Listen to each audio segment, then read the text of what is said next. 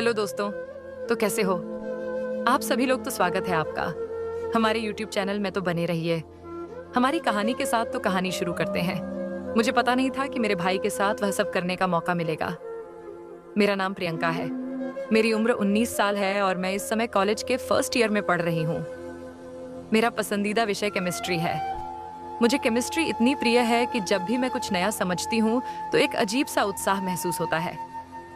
यही कारण है कि मैं अपने भविष्य को भी इसी विषय से जोड़कर देखती हूँ।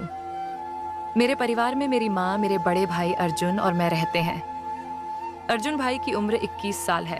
वह भी मेरी ही यूनिवर्सिटी में पढ़ते हैं। हालांकि हम दोनों केमिस्ट्री के छात्र नहीं हैं। उनकी दिलचस्पी इंजीनियरिंग में है। हमारे घर में सुबह का वक्त हमेशा भाग दौड़ से भरा रहता है। सुबह 9 बजे हमारी क्लास शुरू होती है और हमें समय पर पहुंचने के लिए 8:30 तक घर से निकलना पड़ता है। मेरे पापा और माँ ने हमारी सुविधा के लिए कुछ समय पहले एक मोटरसाइकिल खरीदी थी। अर्जुन भाई इसे चलाते हैं और मैं उनके पीछे बैठकर यूनिवर्सिटी जाती हूँ। अर्जुन भाई मेरे सगे भाई नहीं हैं। यह बात शायद पहली बार सुनने में थोड़ी अजीब लग सकती है, लेकिन यह सच है। मेरे पिता के गुजर जाने के बाद मेरी माँ ने दूसरी शादी की। उनकी दूसरी शादी अर्जुन भाई के पिता से हुई थी। इस शादी के बाद हमारे परिवार में बहुत कुछ बदल गया, लेकिन मुझे कभी ऐसा महसूस नहीं हुआ कि मैं अर्जुन भाई की सौतेली बहन हूं। दोस्तों, मैं नहीं जानती थी कि मुझे अपने सौतेले भाई के साथ वह सब करने का मौका मिलेगा। सुबह 8 बजे मम्मी पापा ऑफिस के लिए निकल जाते हैं। उनके जाते ही घर में सिर्फ मैं और मेरा भाई अर्जुन रह जाते हैं। हमारा रिश्ता एक अनोखा सा है। भले ही वह मेरे सौतेले भाई हैं, लेकिन उन्होंने मुझे कभी ऐसा महसूस नहीं होने दिया। हम दोनों एक ही यूनिवर्सिटी में पढ़ते हैं और यही हमारी दिनचर्या को और भी खास बनाता है। हमारे घर में एक ही कॉमन बाथरूम है। ऐसे में सुबह का वक्त थोड़ा व्यवस्थित रखना पड़ता है। आमतौर पर मैं पहले नहाती हूँ और तैयार होती हूँ, क्योंकि लड़कियों को तैयार होने में थोड़ा अधिक समय लग सकता है। जब मैं तैयार हो जाती हूँ तब अर्जुन भाई बाथरूम में जाते हैं। हर सुबह यह क्रम बिना किसी रुकावट के चलता है। तैयार होकर हम दोनों एक साथ यूनिवर्सिटी जाते हैं। चूंकि मम्मी और पापा ऑफिस चले जाते हैं, इसलिए घर पर ताला लगाने की जिम्मेदारी हमारी होती है। घर के मुख्य गेट की चाबी हम दोनों के पास रहती है। हमारी यूनिवर्सिटी का सफर हर दिन नई उम्मीदों और सपनों से भरा होता है। क्लास सुबह 9 बजे शुरू होती है और दोपहर 2:30 बजे तक खत्म हो जाती है।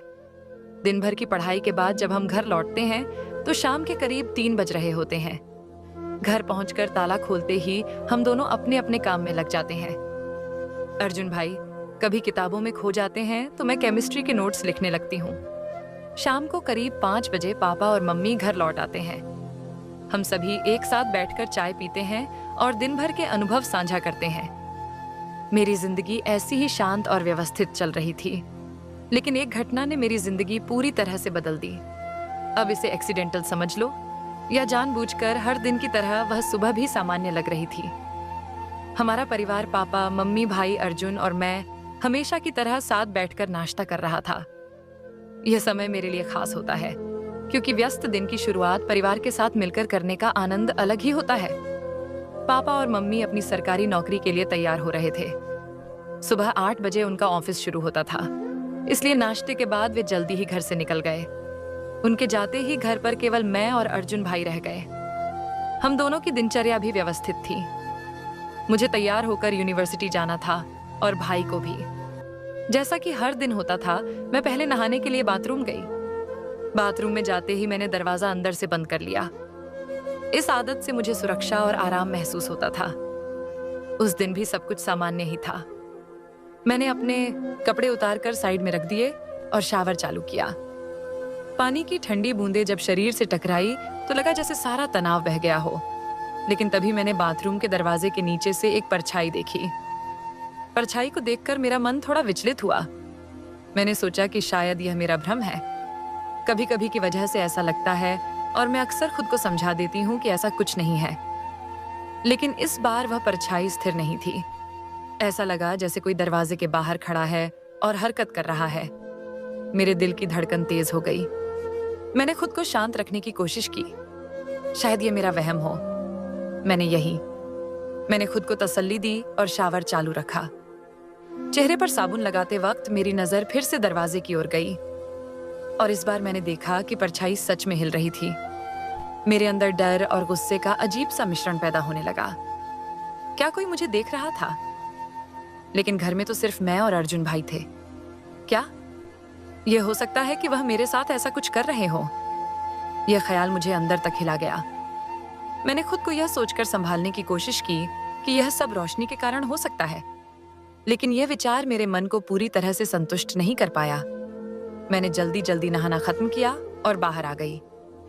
बाहर आकर मैंने अपने कपड़े पहन लिए और जैसे ही मैंने अपना दुपट्टा उठाया, मैंने देखा कि दरवाजे के नीचे से परछाई फिर हिली। इस बार मेरा शक और भी गहरा हो गया। मैं सीधे अपने कमरे में गई। मेरा मन असमंजस में था। क्या यह सब मेरा भ्रम था या सचमुच कोई था जो मेरी निजता का उल्लंघन कर रहा था? मैंने अर्जुन भाई के बारे में ऐसा कभी नहीं सोचा था। वह हमेशा मेरे लिए एक बड़े भाई की तरह थे, जिन्होंने मुझे सुरक्षा और सहारा दिया। लेकिन उस परछाई ने मेरे मन में शक का बीज बो दिया था।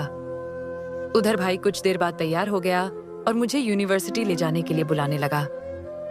मैं और मेरा भाई घर का दरवाजा बंद करके यूनिवर्सिटी के लिए निकल गए।